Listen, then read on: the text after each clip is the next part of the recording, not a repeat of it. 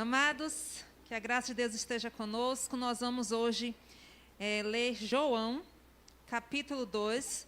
É um capítulo muito conhecido pela igreja. E quem não gosta das histórias dos evangelhos, né?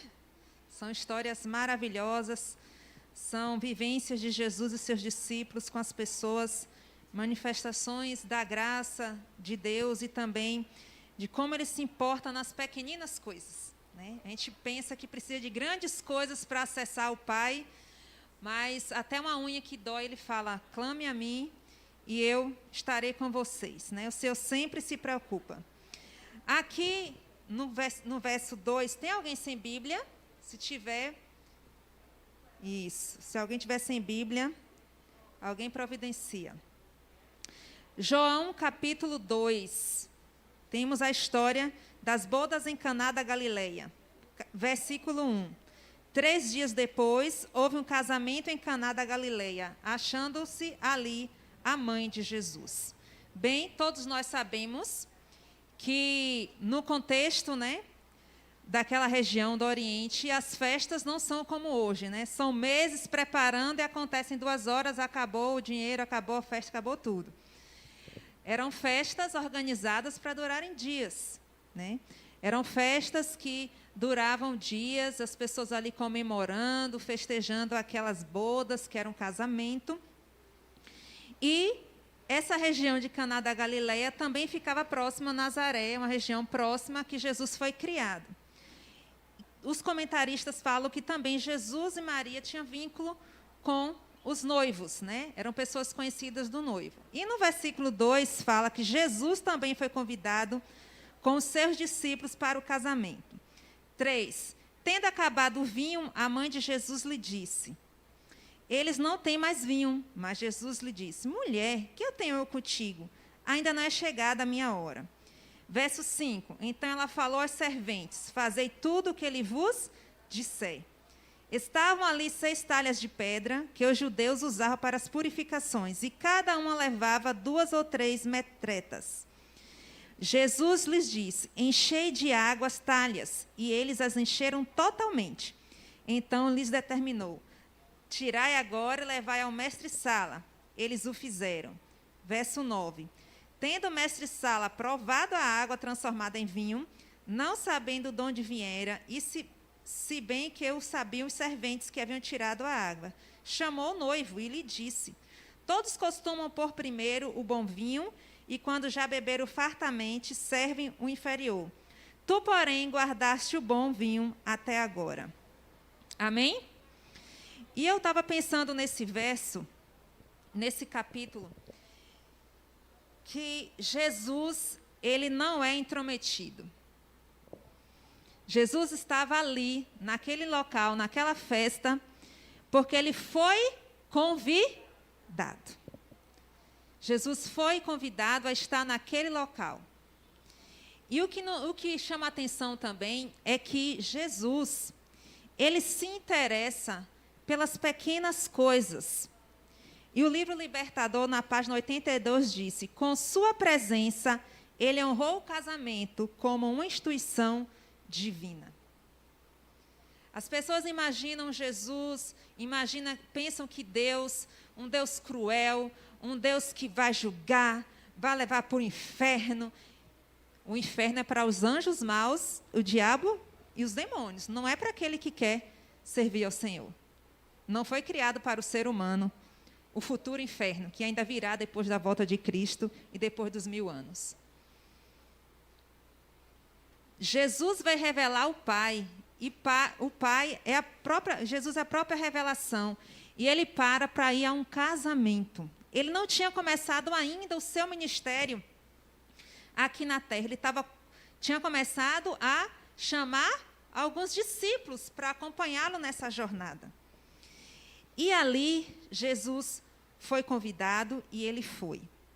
E eu pensei, né, quando a gente começa a escrever, quem tem costume de fazer sermão, a gente vai, será que nós temos convidado Jesus para se fazer presente em nosso casamento, para quem é casado? Em nossa família, porque todos nós temos família e somos família. Em nossa vida, Nós temos convidado Jesus para que entre em nosso lar, que é o meu corpo, que é templo do Espírito Santo, ou deveria ser templo do Espírito Santo. Ele está à porta e bate, mas só entra se alguém abrir. Será que nós temos convidado esse ser magnífico, Deus Todo-Poderoso, para se fazer presente em nós, em nossa casa, em nosso lar, em nosso trabalho, em nosso casamento?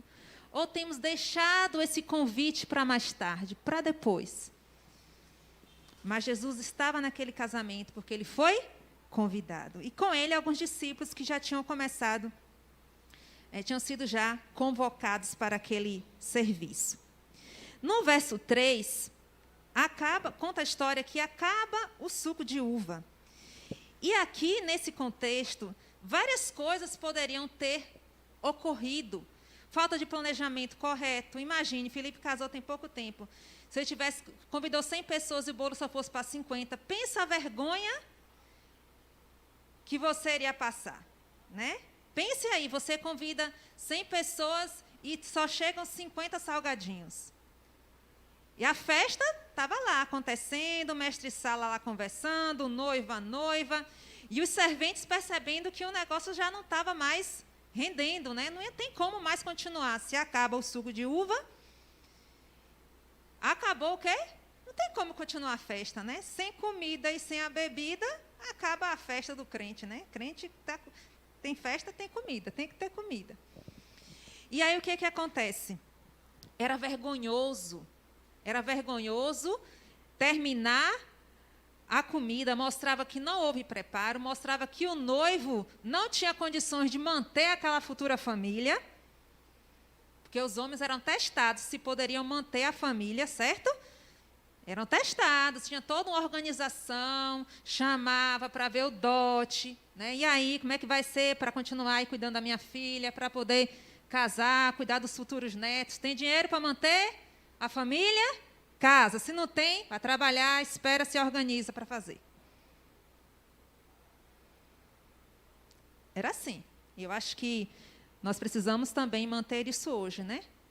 Porque as questões financeiras, elas não são as principais, não é a principal, mas ela afeta um relacionamento. E aquilo seria tamanha vergonha. A vergonha seria tão grande que os serventes procuram Maria, que era uma pessoa de referência, era uma pessoa conhecida ali, e falam: olha, Maria, acabou o vinho, e agora, o que a gente vai fazer? Maria, conhecendo quem estava na festa, era quem? Cristo, o filho dela, que antes, né, tinha sido anunciado para o anjo que era Emanuel, Deus conosco. O anjo disse para Maria que ele faria grandes proezas. E ela vai para Jesus pedindo o quê? Socorro. Pedindo socorro. E no verso 4, Jesus fala assim: mulher, que eu tenho eu contigo? A gente pode olhar, nós ocidentais podemos ler esse verso: Jesus quebrou o mandamento de honrar pai e mãe. Mas lá, na cultura deles, falar assim não é desonra. E era uma maneira normal de tratar. E não estava faltando com respeito. Maria estava, de maneira espiritual, tentando fazer com que Jesus manifestasse o seu poder. Naquele momento, ele disse: ainda não chegou a minha hora.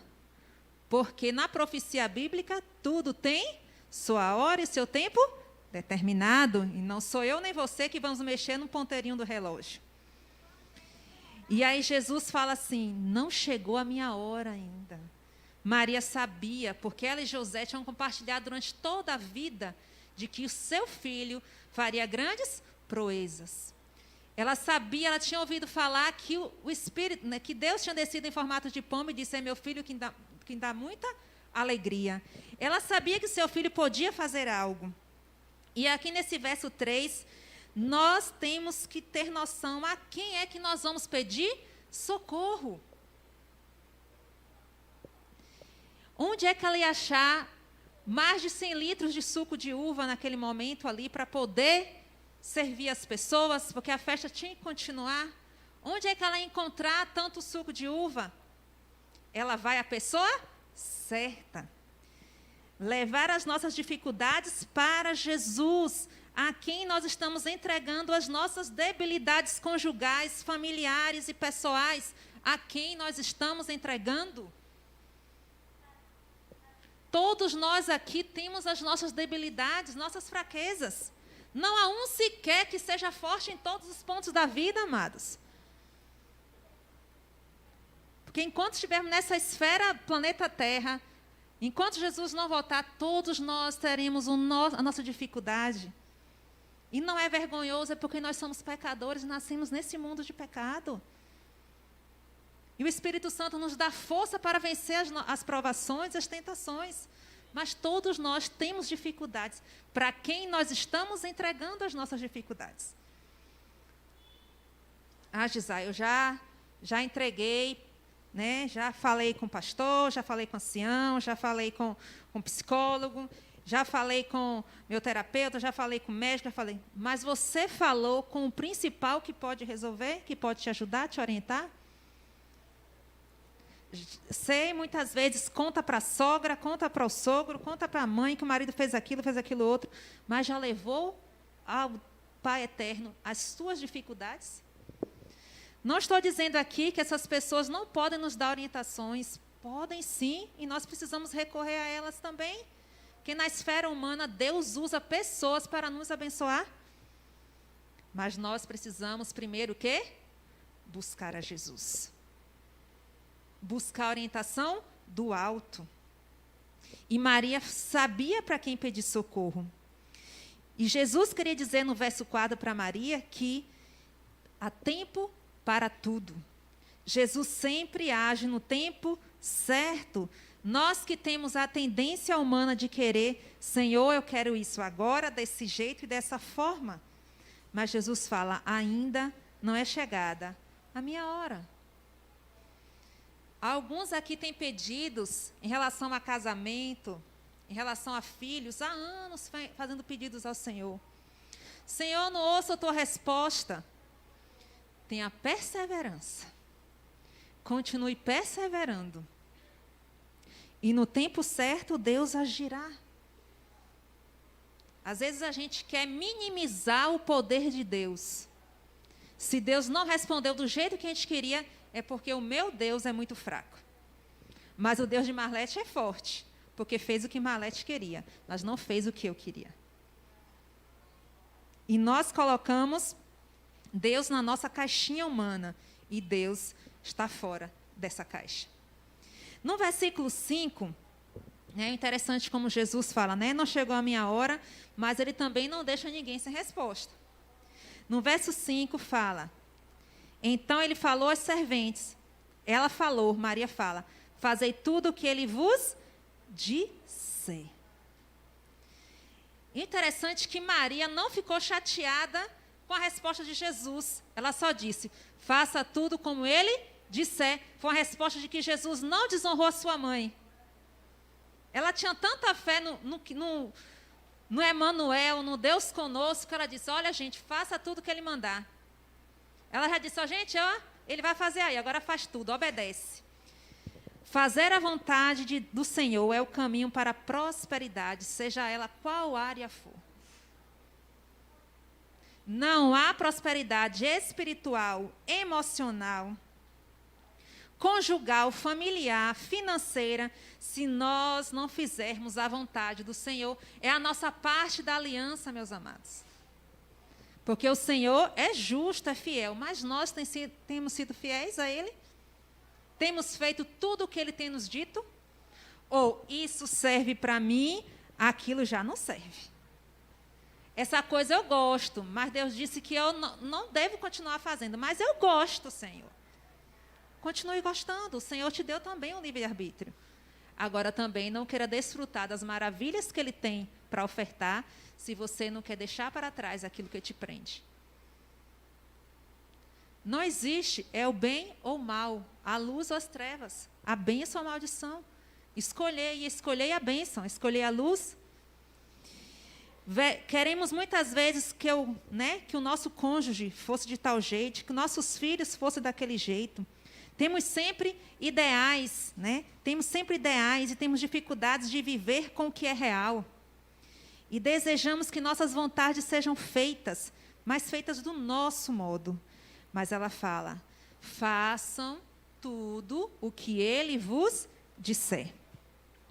No verso 6, fala que eles, né, ali tinha 6 talhas. Aquelas talhas eram usadas para lavar os pés, lavar as mãos, as purificações que os judeus tinham o costume de fazer. E Jesus disse no verso 7, enchei de água as talhas. E eles as encheram totalmente. E aqui é um exemplo de que devemos prosseguir confiantes, mesmo que a gente não entenda o processo. Aquela festa precisava de suco de uva, do puro suco da uva, não precisava de água. Se coloque naquele momento, você é um dos serventes, e Jesus dá a ordem, enche de água. Não, olha, se eu estivesse lá e disse, não, Senhor, eu preciso de suco de uva, eu não quero água. Água a gente tem à vontade. Quem quer ficar bebendo água numa festa de casamento, Senhor? Quem quer ficar bebendo água... se a gente pode tomar suco, a gente precisa do suco, do puro suco da uva. Prosseguir confiando, mesmo não entendendo o processo. E passar pelo processo dói, meus amados. Eu não sei se o processo seu foi fácil, mas o meu foi difícil, e é difícil. Porque eu tenho que lutar contra a minha própria carne, contra a minha própria vontade. E aqueles serventes tiveram que confiar, mesmo não entendendo nada do que estava acontecendo. E é interessante também nesses versos que Jesus solicita a ação humana antes de realizar o quê? O milagre. A diligência humana, ela será encontrada pela providência divina. Muitas vezes, em nosso relacionamento conjugal, a gente fica dizendo assim, Deus há de mudar o meu marido, Deus há de mudar minha mulher, Deus há de mudar meus filhos. Mas e nós, seres humanos, o que nós estamos fazendo, sendo, para que essa mudança aconteça? Não, é tudo nas mãos do Senhor, está tudo nas mãos do Senhor. Isso é equívoco. Porque aqui Jesus fala, enchei as talhas. Jesus poderia ter feito milagre sem nada. Aparece o suco de uva, aparecia. Mas aqui é uma demonstração de que precisamos nos colocar no caminho da fé. E lá no comentário bíblico, volume 5, diz, o poder divino estava prestes a ser revelado, mas o esforço humano consciente deveria estar unido a ele. Deus nunca faz pelos seres humanos o que eles podem fazer por si mesmos, pois isso os tornaria espiritualmente fracos. O crescimento na fé não é mágica. O crescimento na fé não é só um processo de Deus para nós, é resposta nossa também para o Senhor. A mudança quem faz é Ele, mas quem se coloca no processo, quem faz a escolha somos nós. E não é diferente em nosso casamento, em nossa família, nos nossos relacionamentos. O que eu preciso fazer, o que eu preciso ser para que a minha vida conjugal melhore, para que a minha família melhore, para que a minha igreja do Parque Piauí melhore. O que eu posso ser, o que eu posso fazer para que na minha empresa eu melhore, na minha faculdade eu melhore, no meu Instagram eu melhore, no meu Facebook eu melhore. Desejamos mudanças, mas nós ficamos muitas vezes parados, estacionados, dizendo, Deus enviará. Deus manda até e você não percebe porque você não está em diligência. Você está parado, prostrado, só às vezes só chorando e resmungando. Se aqueles serventes não tivessem começado a colocar água e obedecido à ordem do mestre, o milagre não teria acontecido, porque faltaria o quê? Faltaria a fé. E sem fé é impossível o quê? Agradar a Deus. E a fé que é colocada em nós é pelo Espírito Santo. Mas nós escolhemos desenvolver essa fé ou não. É uma escolha nossa. É chamado livre-arbítrio. Coisa que Deus nos deu de presente. E que nem nós, nem ninguém deve nos tirar. E no verso 8 diz o seguinte, então lhes determinou: tirai agora e levai ao mestre-sala. Eles o fizeram. E aí fala, né, que o mestre-sala experimenta aquele suco e fala: gente, que suco gostoso é esse? Como é que é? A festa já está no meio para o final e agora que serve o melhor suco de uva. A Bíblia chama de vinho, mas estudiosos falam que era o verdadeiro suco de uva, né? Não é o vinho fermentado, é o verdadeiro suco de uva, porque o Senhor não faltaria com sua palavra. Ele fala que o uso do vinho, o abuso do vinho, traz com que entorpece o nosso raciocínio. E tudo aquilo que nos tira do raciocínio lógico não serve para nosso corpo nem para a adoração a Deus. E aí o que acontece? Começam a experimentar, gente, que delícia, que coisa maravilhosa, que suco maravilhoso é esse? Amados, as bênçãos experienciadas na nossa vida, no nosso casamento, na nossa família, não ficarão só para nós. Não tem como essas bênçãos não serem refletidas em todos os lugares que nós vamos. As bênçãos recebidas serão vivenciadas, serão sentidas por todos aqueles que estão perto de nós. E ali o mestre-sala é um exemplo de que o milagre aconteceu. E aquele milagre, com certeza, ficou famoso, tão famoso, que no momento que Jesus percebeu que as pessoas iam procurar quem foi que fez, Jesus se retira. O texto bíblico fala que Jesus sai. Amados, você pode estar vivendo hoje um relacionamento pessoal com Deus fragilizado. Não confia no Senhor como você confiava antes, lá quando você conheceu o Senhor. As vivências na terra têm deixado você, às vezes, desconfiado, às vezes desanimado. Ou situações familiares, ou com seu cônjuge, ou com seus filhos, ou no trabalho, que têm deixado você triste, desanimado. Mas o melhor ainda está por vir. O melhor ainda estava por vir naquela festa. O melhor suco de uva estava para chegar. E era o suco que vinha da própria fonte, que é Cristo. Nós ainda vamos experimentar muito mais se permanecermos no Senhor. Você pode experimentar, vivenciar dias melhores em sua família, em seu casamento, em sua igreja, em seu trabalho. O céu reserva as melhores coisas por último, para aqueles que esperam pacientemente. Olhando para essa terra, nós não vemos o quê? Nenhuma saída. O mundo está de mal a pior. E nós olhamos e falamos, não temos o quê? Saída. Mas o céu reserva. E o que é que tem para nós, gente?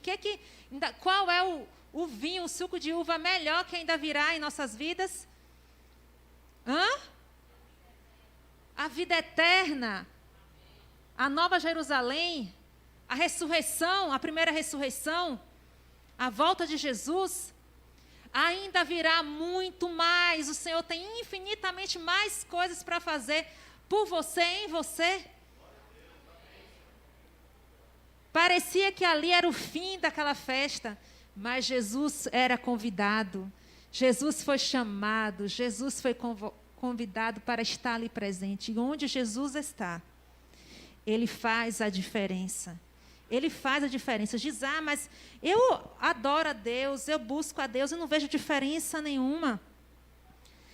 Mas não é no que eu faço, é o que Jesus pode fazer através de mim. E primeira coisa que Jesus precisa fazer em mim e em você é a mudança pessoal, a mudança espiritual.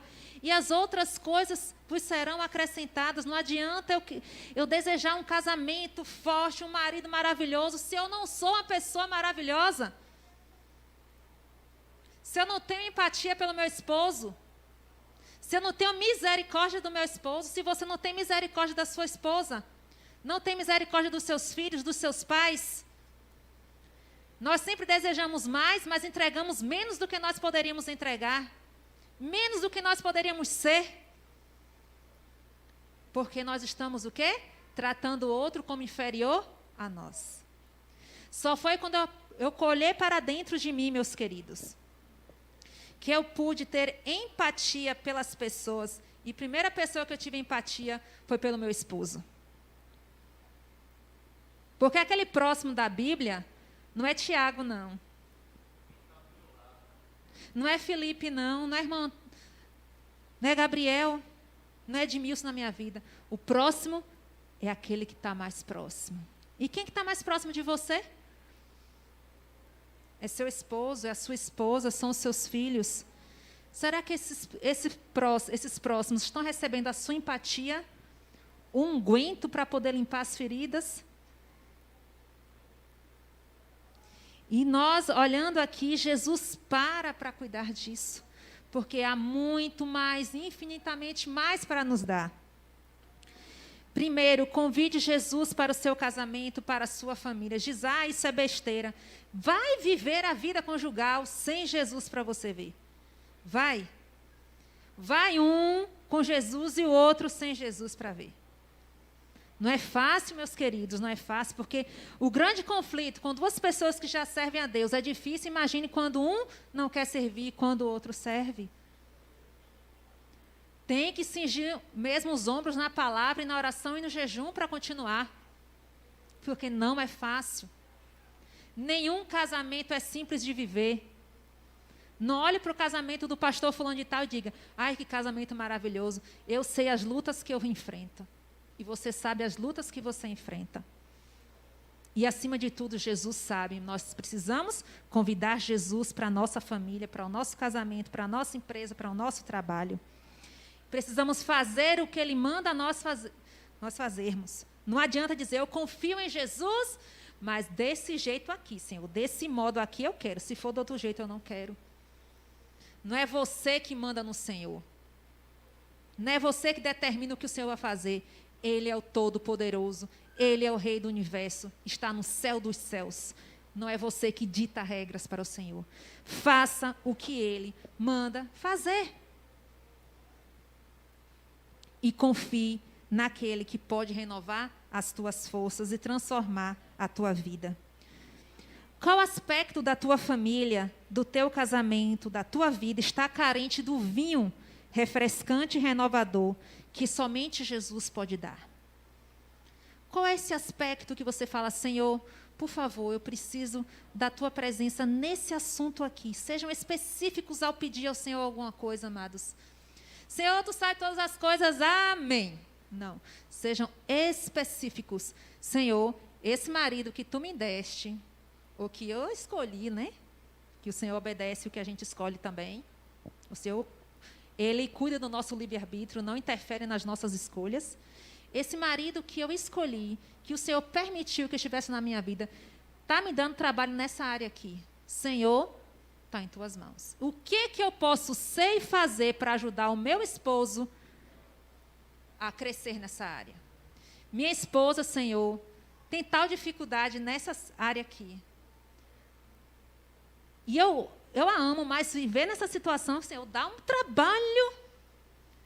O que eu posso ser e fazer para auxiliar minha esposa a melhorar nesse aspecto aqui? E, Senhor, se não acontecer a mudança logo, me dê sabedoria para conviver com essa situação. Não estamos falando em violência, tá? Violência a gente procura a polícia e faz a queixa, tá certo? Tá bom? Mas tem situações que, mesmo simples, atrapalham a convivência no lar. Atrapalha a convivência no lar. E nós precisamos pedir, Senhor, traz o teu vinho refrescante e restaurador. Como está a sua fé nele? E o que você pode fazer para fortalecer essa fé? Não adianta você buscar o milagre e não crer no que faz o milagre. Se Maria buscasse milagre e não soubesse a quem ela estava pedindo, não confiasse naquele a quem ela estava pedindo, o milagre não aconteceria. Se os serventes não tivessem começado o processo, mesmo sem entender, e começado a obedecer, o milagre não aconteceria. Porque Deus não tem poder? Não, Deus tem poder. Mas não adianta fazer milagre onde não tem quem creia nele. Porque se não tem fé, sem fé é impossível agradar a Deus. Como é que ele vai fazer um milagre no lugar onde ninguém crê. Onde ninguém, se aquilo não é para salvação de alguém, Jesus não fazia nada para exibicionismo. Tudo tinha um propósito, tudo tinha um direcionamento, era intencional tudo que Jesus fazia. E nós, como cristãos, temos que ser intencionais em nossos pedidos a Deus, intencionais em nosso propósito de vida. Intencionalidade. E ali no restante do texto diz que depois desse momento, essa manifestação, os discípulos passaram a crer mais em Jesus. Os discípulos precisavam daquela manifestação para aumentar a sua fé. Mas sabe o que Jesus faz? Jesus sai para não chamar atenção para si mesmo. Tem alguém precisando do vinho restaurador e refrescante do Senhor nesta manhã? Peçam a Ele, mas peçam com fé. Tinha uma senhorinha que ela morreu esse ano e dizia: oh, meus irmãos, quanto mais fé, melhor. Quanto mais fé, melhor. E eu desenvolvo essa fé como? É na oração, no estudo da palavra, é no compromisso com o Senhor. Marlete não pode emprestar essa fé para mim, porque a fé é individual. Ela pode contar o que Deus tem feito e, através da manifestação do que Deus tem feito, do que ela tem se tornado, dizer assim: olha, eu posso confiar também nesse Deus. Mas ela não pode me dar a porção de fé que ela tem para mim. Não há transferência de fé. Há manifestação e testemunho, mas não há transferência. Amados, no que você precisa essa manhã, peça a Deus, mas peça com fé, mesmo que seja de um tamanho bem pequenininho como o grão de mostarda, mas peça a Ele, porque se Jesus está presente em tua casa, em tua vida, em teu casamento, em teu lar, Ele se manifestará no momento certo, na hora certa e da maneira certa. Que possamos continuar crendo naquele que tudo pode. Nós não podemos, mas o Senhor tudo pode. Mas precisamos o quê? Convidá-lo, aceitar a sua misericórdia, a sua graça, confiar no processo mesmo não entendendo e permanecer.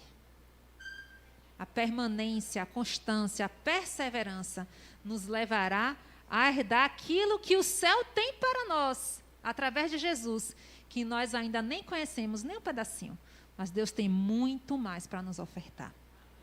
Vamos ficar em pé? Vamos orar. Senhor Deus e Pai, quando lemos esse capítulo 2 de João, nós percebemos que o Senhor se interessa pelo nosso casamento, porque o primeiro milagre que Jesus fez foi em um casamento. A família é algo importantíssimo nessa terra. É porque na família são criados adoradores para o Senhor. É da família que surge, Senhor, pessoas para te adorar. É da família que surge pessoas para te honrar, para levar o teu nome, Senhor. Que possamos dar importância para o nosso casamento, dar importância para a nossa família, Senhor. Que possamos buscar em Jesus o vinho refrescante, restaurador, que renova as forças, Senhor, a cada manhã.